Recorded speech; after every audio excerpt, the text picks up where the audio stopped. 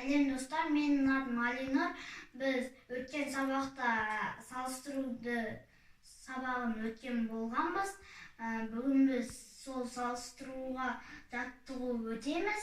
Айта кететін болсақ, мұның уақыты, мұның кем, мұның тең таңбасы. Ал енді достар, мен сіздерге осы бірнеше есептерді бердім.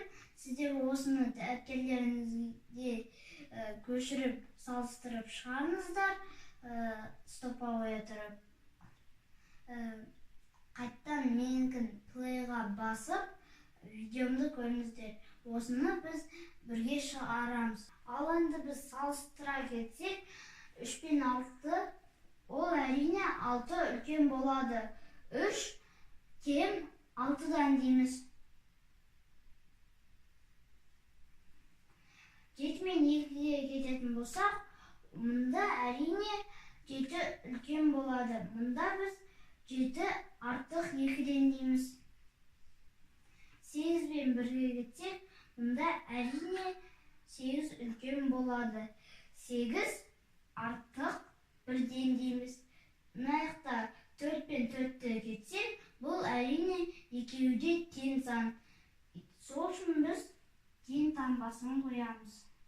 Ал енді келесі есепке келетін болсақ, мұнда әрине 3 саны үлкен болады. 0 кем 3-ден дейміз. Келесі есепке келетін болсақ, мұнда 9 пен 5 тұр. Мұнда әрине 9 үлкен болады. 9 артық 5-ден дейміз. Мұнда керісінше жазылып тұр. 9, 5, 5, 9. Мұнда әрине 5 кем 9-дан дейміз. Келесі есепке келетін болсақ, мұнда әрине 8 саны үлкен болады. 3 кем 8-ден дейміз. Келесі есепке келетін болсақ, 7 мен 6 тұр. 7 үлкен болады әрине.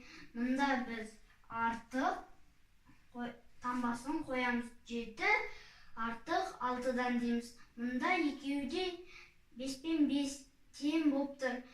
Біз тең таңбасын қоямыз. 5 тең 5-ден дейміз.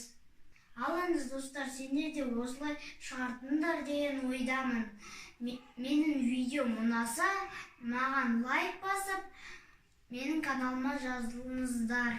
Келесі видеомда кездескенше сау болыңыздар.